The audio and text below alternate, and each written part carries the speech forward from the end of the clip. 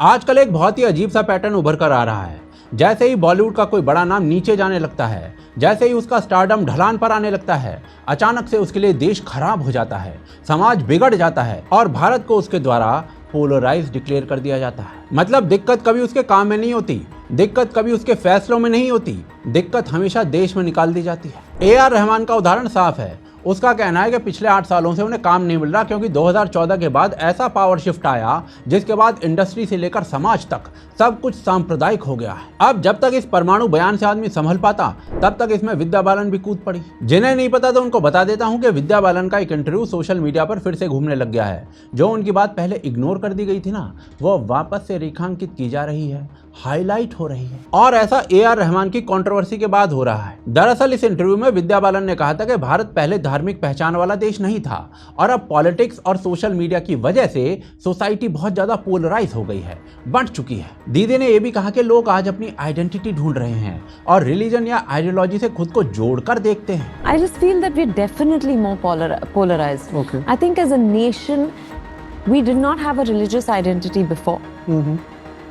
But now I don't know why this. It's not just politics, it's also social media.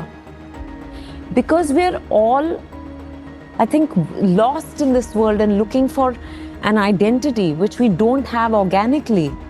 We are looking for things to attach ourselves to. सीधे सीधे कहें तो भारत इनके हिसाब से divided हो चुका है, पोलराइज्ड हो चुका है। पता है क्यों?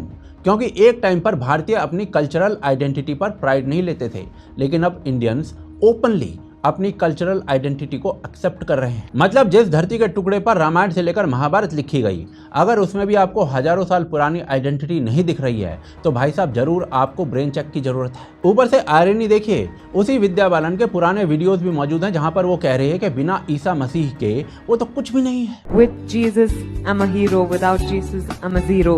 If you have a problem, tell it I have a big God.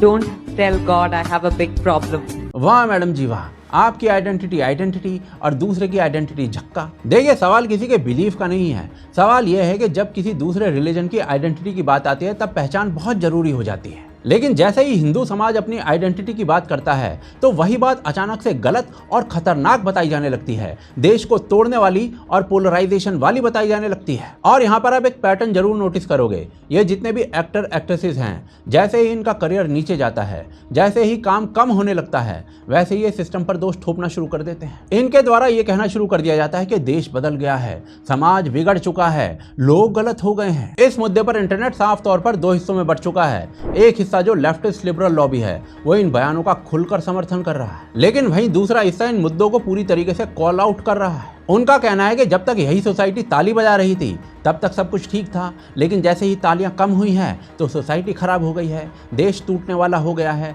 Society बांटने वाली हो गई है, पोलराइजेशन हो गया है। और ये मामला सिर्फ इन दो लोगों तक सीमित नहीं है, बॉलीवुड में और भी कई नाम हैं जिन्होंने इस तरीके की बातें कही हैं। जॉन इब्राहिम का कहना है कि छावा और कश्मीर फाइल्स जैसी फिल्में प्रोपेगेंडा हैं और ऐसी फिल्में बननी नहीं चाहिए। I mean, I've heard people have loved it. People have also liked Kashmir Files. But what I'm trying to say is that, when films are being made with the intent to sway people in a hyper-political atmosphere and they find an audience, that's scary. And to answer your question, no, I've never been tempted. And I'm never going to make those kind of films. Just like I can't make adult comedies. Hrithik Roshan को भी धुरंधर जैसी फिल्मों से परेशानी है। यहाँ पर यह सवाल नहीं है कि किसको कौन सी फिल्म पसंद है कौन सी नहीं, सवाल ये भी नहीं है कि किसकी क्या आइडियोलॉजी है, सवाल सिर्फ ये है कि ये परेशानी अचानक से क्यों शुरू हो जाती है। आखिर आज जितने सारे सेलेब्स को इतनी मिर्ची क्यों लग रही है, तो भाई साहब इस पूरे बदलाव को समझने के लिए 2014 से पहले के भारत को याद करना जरूरी है। उस समय देश पर बड़े बड़े आतंकवादी हमले हुए, हर बार ये कहा गया कि तो इंसानियत पर हमला है, कभी ये नहीं बताया गया कि हमला हो क्यों रहा है और किस सोच के कारण, किस विचारधारा के कारण हो रहा है। कश्मीर से हिंदुओं को निकाल दिया गया, लेकिन सालों तक इस पर मिट्टी डाल दी गई भाईचारे के नाम पर, मंदिर तोड़े गए, यात्रियों पर हमले हुए, अमरनाथ यात्रा पर गोलियां चली, लेकिन फिर भी इन इलिटिस्ट के द्वारा ना सारा ज्ञान हिंदुओं को दिया जा रहा था। ये वो दौर था जब खुलकर हिंदू होने की बात करना पिछड़ा हुआ माना जाता था। अपनी पहचान पर गौरव दिखाना गलत समझा जाता था। अगर कोई ऐसा करता था तो उसे पुराने जमाने का या फिर कट्टर डिक्लेयर कर दिया जाता था। चुप रहना, सब कुछ सहना और बार बार सफाई देना ये सही माना जाता था। और भाई साहब, फिल्म जगत भी उसी सोच के साथ चलता था।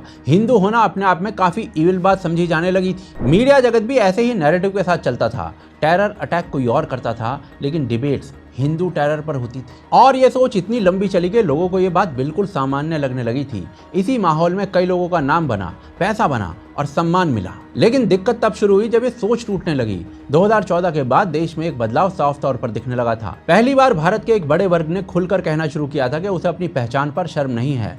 मंदिरों की बात खुलकर होने लगी थी। इतिहास पर चर्चा खुलकर होने लगी थी। कश्मीर पर फैसला हुआ, राम मंदिर बना। लोग बिना झिझक के ये बात कहने लग गए थे कि भारत एक हिंदू सभ्यता है। और ये कोई नई बात नहीं थी, ये हजारों साल पुरानी सच्चाई थी। फर्क सिर्फ इतना था कि अब इसे दबाया नहीं जा रहा था, और यही बात कुछ लोगों को सबसे ज्यादा चुभने लग गई। इसी बदलाव को पोलराइजेशन कहा जाने लगा, जबकि असल में बंटवारा नहीं है, ये जागना है। इसे रेनेसां बोलते हैं। और यही बदलाव जो 2014 के बाद आया है इस देश के अंदर, वही बदलाव कुछ लोगों को पच नहीं रहा है। उन्हें ये बात बिल्कुल पसंद नहीं आ रही है कि अब भारत चुप नहीं बैठा है।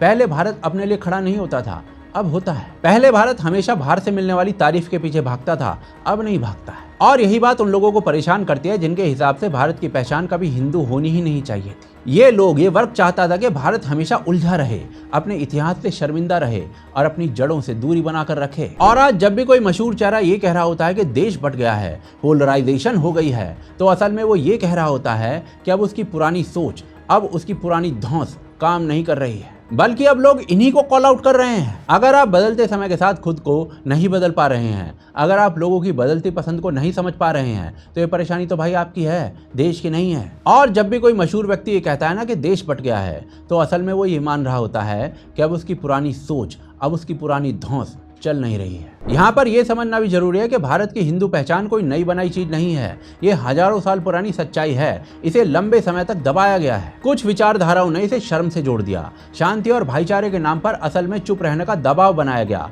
और आज वो दबाव हट रहा है। और इसीलिए बस कुछ लोगों को ये सच्चाई इतनी तेज लग रही है, इसीलिए उन्हें ये सब कुछ पोलराइज नजर आ रहा है। आने वाले समय में ऐसे और भी बयान नजर आएंगे, और भी कमजोर पड़ते सितारे देश को दोष देते दिखाई देंगे। लेकिन सत्य बहुत सीधा है, देश नहीं बदला है, देश जागा है। और जो लोग इस जागने के साथ नहीं चल सकते, उन्हें सब कुछ पोलराइज दिख रहा है।